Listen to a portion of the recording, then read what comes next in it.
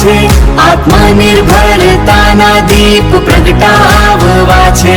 સોનાણી સાહેબનો છે આ સંકલ્પ, બદલાશે હવે સમાજનું માળખું. સંવેદનાની પાંખો. જય હિન્દ દોસ્તો.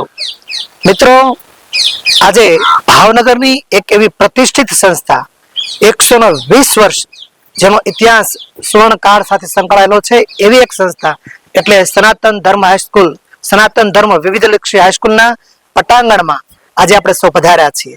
મિત્રો, હું છું doctor Mahesh Kumar Dafda, programme officer Samvedana society. કે બ્લાઇન્ડ સ્કૂલ દ્વારા સંચાલિત આ સોસાયટી દ્વારા સંવેદના સોસાયટી કે જેના દ્વારા એક સાધારણ બાળકો, એક અસાધારણ બાળકોની વચ્ચે એક સંવેદનાનો સેતુ સધાય એ ઉદ્દેશ સાથે આજે આ શાળાના આચાર્યશ્રી, આ શાળાના શિક્ષક મિત્રો અને આ શાળાના વિદ્યાર્થીઓ વચ્ચે આ સેતુ દ્વારા આપણે સૌ સંવાદ કરવા જ્યારે આવ્યા છીએ ત્યારે ફરી એકવાર સનાતન ધર્મ હાઈસ્કૂલ ના પટાંગણમાં આપ સૌનું સ્વાગત છે.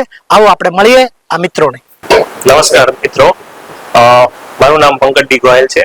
હું સનાતન ધર્મ હાઈસ્કૂલમાં ઇન્ચાર્જ આચાર્ય તરીકે કાર્યરત છું.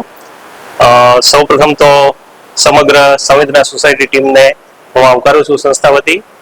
અમારી સંસ્થા 120 વર્ષ કરતા પણ જૂની સંસ્થા છે અને એમનો મુખ્ય હેતુ વિદ્યાર્થીઓની અંદર શૈક્ષણિક અને સામાજિક રીતે પણ તેઓ સક્રિય બની અને સમાજની અંદર પોતાનું સ્થાન મેળવે તે માટે સતત પ્રયત્નશીલ હોય છે.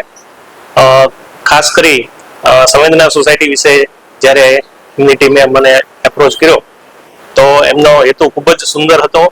ખાસ કરીને જે દિવ્યાંગ બાળકો છે એને સમાજની સાથે કેવી રીતે જોડવા અને સમાજની અંદર પણ એમના પ્રત્યે સંવેદના જાગે, જે એનું નામ પણ છે સંવેદના સોસાયટી.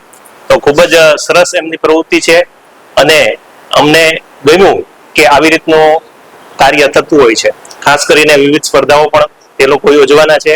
અમારા બાળકો પણ આ અંગે ખૂબ જ ઉત્સાહિત છે અને તેઓ પણ આ કાર્ય દ્વારા જે કંઈ દિવ્યાંગ બાળકો છે એને સમાજની અંદર એક રસ્તાથી જોડાઈ શકે તે માટે પ્રયત્ન થઈ શકે તે માટે અમે પણ ખૂબ જ ઉત્સાહી છીએ.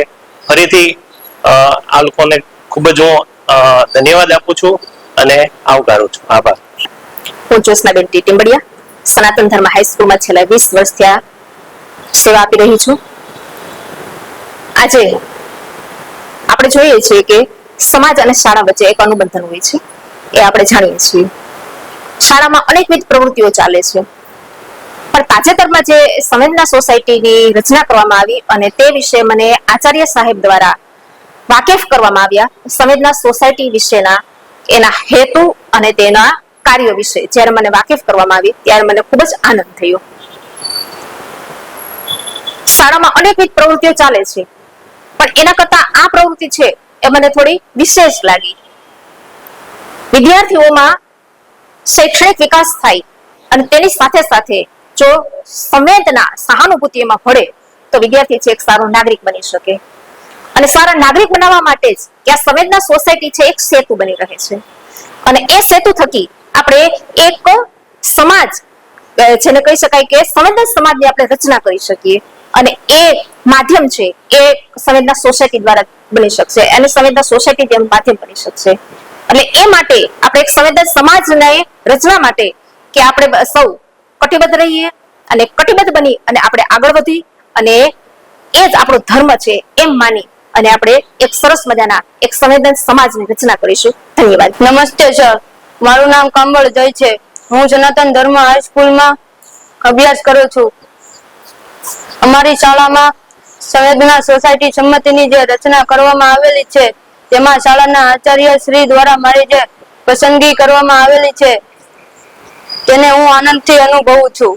આ સંવેદના સોસાયટી વિશે અમારા શિક્ષક સાહેબ તથા આચાર્ય શ્રીએ અમને વાત કરી ત્યારે સાચો માનવ ધર્મ શું છે તેનો ખ્યાલ આવ્યો.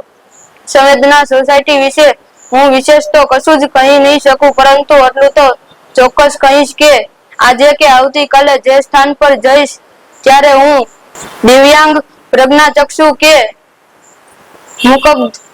મૂકબધિર સમુદાયને મારાથી થતી બધી જ મદદ કરીશ અને તે જ મારા માટે સાચો માનવ ધર્મ બની રહેશે. અસ્તુ.